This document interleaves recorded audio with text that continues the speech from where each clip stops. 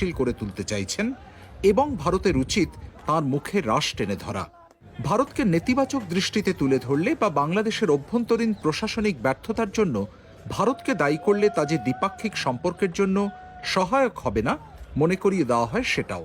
আসলে গত ১৬ বছর ধরে ভারতের আশ্রয় ও আতিথেয়তায় থাকা সাবেক প্রধানমন্ত্রী শেখ হাসিনাকে আদৌ প্রকাশ্যে মুখ খুলতে দেওয়া উচিত কিনা তা নিয়ে দিল্লি ও ঢাকার মধ্যে যে পরিমাণ কূটনৈতিক তিক্ততা তৈরি হয়েছে তা এক কথায় নজিরবিহীন। এমনকি বিষয়টি নিয়ে রীতিমতো অপ্রীতিকর কথাবার্তাও হয়েছে বাংলাদেশের প্রধান উপদেষ্টা মোহাম্মদ ইউনূস ও ভারতের প্রধানমন্ত্রী নরেন্দ্র মোদীর মধ্যেও। এখানে বাংলাদেশের বক্তব্য হল, জুলাই গণহত্যায় অভিযুক্ত সাবেক প্রধানমন্ত্রী শেখ হাসিনাকে ভারত আশ্রয় দিয়েছে ভালো কথা, কিন্তু দুদেশের মধ্যেকার বিদ্যমান প্রত্যর্পণ চুক্তি অনুসারে ঢাকা তাকে বিচারের মুখোমুখি করার জন্য হস্তান্তরের দাবিও জানিয়েছে। এখন সেটার কোনো নিষ্পত্তি হওয়ার আগেই যদি ভারত তাকে প্রকাশ্যে মুখ খুলতে দেয় এবং তিনি তার বক্তব্যের মাধ্যমে দলীয় নেতাকর্মীদের উস্কানি দিয়ে বাংলাদেশে অস্থিরতা তৈরি করতে চান, তাহলে তা কিছুতেই গ্রহণযোগ্য হতে পারে না। ততদিনে বাংলাদেশের সাবেক প্রধানমন্ত্রী অনলাইনে আওয়ামী লীগ নেতাকর্মীদের উদ্দেশ্যে নিয়মিতই ভাষণ দিতে শুরু করেছেন, কখনো সেটা রেকর্ডেড, কখনো আবার লাইভ। এই পটভূমিতে গত এপ্রিলে ব্যাংককে বিমস্টেক শীর্ষ সম্মেলনের অবকাশে যখন মোহাম্মদ ইউনূস তাঁদের যুক্তি নরেন্দ্র মোদীর সামনে তুলে ধরেন, ভারতের প্রধানমন্ত্রীর জবাব ছিল, আজকের এই সোশ্যাল মিডিয়ার যুগে কারো মুখে লাগাম পরানোই সম্ভব নয় এবং শেখ হাসিনার ক্ষেত্রেও ঠিক সেটাই ঘটছে। আসলে শেখ হাসিনা কিন্তু তিনি কোনো রাজনৈতিক বন্দী নন। খবরের কাগজ বা টিভি চ্যানেল অবাধে সার্ভ করার অ্যাক্সেসও আছে, সুযোগও আছে। এমনকি তার ব্যক্তিগত ফোনও প্রথম দিন থেকে তার কাছেই রয়েছে। এই পাল্টাপাল্টি যুক্তির মধ্যেই গত ২৯শে অক্টোবর বুধবার বিশ্বের ৩টি আন্তর্জাতিক মিডিয়া আউটলেটে রয়টার্স, এএফপি ও দ্য ইন্ডিপেন্ডেন্টে একযোগে শেখ হাসিনার তিনটি আলাদা সাক্ষাৎকার প্রকাশিত হয়। যদিও সেই সাক্ষাৎকারগুলো লিখিত বা ইমেল প্রশ্নোত্তরের ভিত্তিতেই করা, তারপরও বিষয়টি যে শেখ হাসিনার হোস্ট ভারত সরকারের সম্মতিতেই হয়েছে তা নিয়ে দিল্লিতে পর্যবেক্ষকদের কোনো সন্দেহই নেই। মাস তিনেক আগে ভারতে আওয়ামী লীগের পলাতক নেতাদের বেশ কয়েকজনের সঙ্গেও শেখ হাসিনার সশরীরে সাক্ষাৎ পর্যন্ত হয়েছে, আর যথারীতি সেটাও ভারত সরকারের অনুমোদন ছাড়া হয়নি। দিল্লিতে এসে সম্প্রতি মায়ের সঙ্গে দেখা করে গেছেন শেখ হাসিনার আমেরিকা প্রবাসী পুত্র সজীব ওয়াজেদ জয়ও। এই ঘটনাক্রম দেখে বিশ্লেষকরা অনেকেই ধারণা করছেন, একটা খুব বিশেষ পরিস্থিতিতে ভারতে চলে আসতে বাধ্য হওয়া শেখ হাসিনার ওপর যেসব বিধিনিষেধ শুরুতে আরোপিত হয়েছিল তার অনেকগুলোই ধীরে ধীরে শিথিল করা হচ্ছে। এটাকেই অনেকে আনলকিং বলে বর্ণনা করছেন। কিন্তু কেন এখন এই আনলকিং এর প্রক্রিয়া? এর মধ্যে দিয়ে কি বার্তা দেওয়ার চেষ্টা করা হচ্ছে? আগামী দিনে কি তাকে ইনপার্সন বা সশরীরে মুখোমুখি সাক্ষাৎকার দিতেও দেখা যাবে? এই প্রতিবেদন উত্তর খুঁজেছে সেসব প্রশ্নেরই। দিল্লিতে শীর্ষস্থানীয় think tank Manohar Parrikar institute for defence studies and analysis বা আইডিএস এর সিনিয়র ফেলো স্মৃতি পট্টনায়ক বাংলাদেশ নিয়ে গবেষণা করছেন বহু বছর ধরে। ডক্টর পট্টনায়কের ধারণা, এই যে ভারত এখন শেখ হাসিনাকে আরও বেশি করে মুখ খুলতে দিচ্ছে এবং আন্তর্জাতিক মিডিয়াকে সাক্ষাৎকার পর্যন্ত দিতে দিচ্ছে, তার মূলে আছে আওয়ামী লীগকে বাংলাদেশের রাজনৈতিক ল্যান্ডস্কেপে প্রাসঙ্গিক রাখার চেষ্টা। দেখুন, আমি এটাকে ঠিক অনুমতি দেওয়া বলবো না, কিন্তু এই সাক্ষাৎকারগুলো যে ভারত সরকারের অগোচরে হয়নি তা তো বোঝাই যায়। এখন কেন এটা করা হচ্ছে? আসলে বাংলাদেশে একটার পর একটা গুরুত্বপূর্ণ রাজনৈতিক ডেভেলপমেন্ট হয়ে চলেছে, যেখানে আওয়ামী লীগ কোনো স্পেস পাচ্ছে না। ঐকমত্য কমিশন সংস্কার নিয়ে কাজ করেছে, জুলাই সনদ পর্যন্ত সই হয়ে যাচ্ছে, অথচ সেখানে আওয়ামী লীগের কোনো ভূমিকাই নেই। কিন্তু আওয়ামী লীগ হলো সেদেশের এমন একটি বৃহৎ রাজনৈতিক শক্তি যাদের সঙ্গে ভারতের ঐতিহাসিকভাবে সুসম্পর্ক। সেই দলটি যখন সেখানে মুখ খোলারই সুযোগ পাচ্ছে না, তখন ভারতকে তো এটুকু করতেই হবে, শেখ হাসিনাকে বলতে দিতে হবে। বিবিসি বাংলাকে বলছিলেন ডক্টর পট্টনায়ক। তিনি আরও মনে করিয়ে দিচ্ছেন, বাংলাদেশের মুক্তিযুদ্ধে যে জামায়াতে ইসলামীর ভূমিকা নিয়ে আজও বিতর্ক অব্যাহত, তারা পর্যন্ত এখন সেদেশের রাজনৈতিক মিথস্ক্রিয়ায় একটি গুরুত্বপূর্ণ কণ্ঠস্বর হয়ে উঠেছে, কিন্তু আওয়ামী লীগই সেখানে অনুপস্থিত।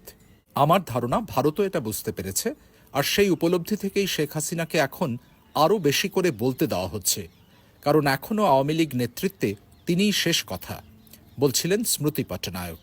ঢাকায় ভারতের সাবেক হাইকমিশনার রিভা গাঙ্গুলি দাসও মনে করেন, শেখ হাসিনার এইসব বক্তব্য আসলে আওয়ামী লীগ নেতাকর্মীদের মনোবল চাঙ্গা করার উদ্দেশ্যেই। সামনেই নির্বাচন আসছে, ফলে হাতে খুব একটা সময়ও আর নেই। দলটার শীর্ষ নেতারা দেশে নেই, সামনের নির্বাচনে তারা লড়ারও সুযোগ পাচ্ছে না। এই পরিস্থিতিতে ভারতে থাকা শেখ হাসিনার পক্ষে যতটুকু যা করা সম্ভব তিনি সেটাই করছেন। তার হোস্টরাও তাতে আপত্তি জানাচ্ছে না, এটুকুই বলছিলেন তিনি। তবে ভারতের এই সিদ্ধান্ত দিল্লি ঢাকার দ্বিপাক্ষিক সম্পর্ককে আরও বিষিয়ে তুলতে পারে, এই আশঙ্কাও অনেক পর্যবেক্ষকেরই আছে। Prime Minister Narendra Modi and I had a productive meeting. কয়েক মাস আগেই বিবৃতি দিয়ে ভারত যদিও দাবি করেছে শেখ হাসিনার বক্তব্য মানেই সেটা দিল্লির বক্তব্য নয়, সব ক্ষেত্রে যে কথাটা সত্যি নয় তা সুবিদিত। বরং ভারতের পক্ষে আনুষ্ঠানিকভাবে বা প্রকাশ্যে যেগুলো বলা সম্ভব নয় তার অনেক কথাই শেখ হাসিনার মুখ দিয়ে বলানো হচ্ছে, এমনটাই মনে করেন দিল্লিতে আন্তর্জাতিক সম্পর্কের বিশেষজ্ঞ তথা জেএনইউ এর সাবেক অধ্যাপক বলদাস ঘোষাল। ডক্টর ঘোষাল বিবিসিকে বলছিলেন, আমি তো বলবো শেখ হাসিনার এই সাক্ষাৎকারগুলোর মধ্যে দিয়ে ভারতই একটু আক্রমণাত্মক অবস্থান নিতে চাইছে। আসলে বাংলাদেশের সম্প্রতি এমন বেশ কিছু ঘটনা ঘটেছে যেটাকে দিল্লি পরিষ্কার ভারত বিরোধী পদক্ষেপ বলে মনে করছে। যেমন সেদেশে পাকিস্তানের সামরিক জেনারেল বা সরকারি কর্মকর্তাদের ঘন ঘন সফর, কিংবা ধরা যাক 7 সিস্টার্স নিয়ে উস্কানিমূলক বক্তব্য।